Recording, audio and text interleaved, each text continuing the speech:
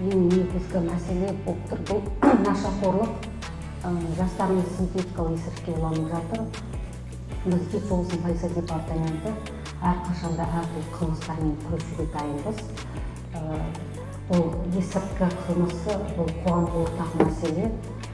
Бұл есірткімен тек полицияға емес, әрбір азаматта күресу оның міндеті.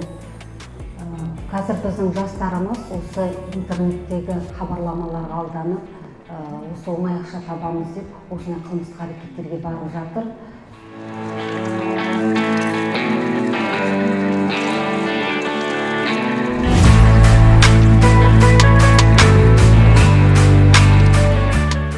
Есірткілік зат дегеніміз ол адамның сана сезімін, ақыл ойын және ішкі ағзаларына зиян келтіретін, психикалық және физикалық тәуелділік алып келетін заңмен тыйым салынған химиялық зат. Есірткінің көптеген түрлері бар.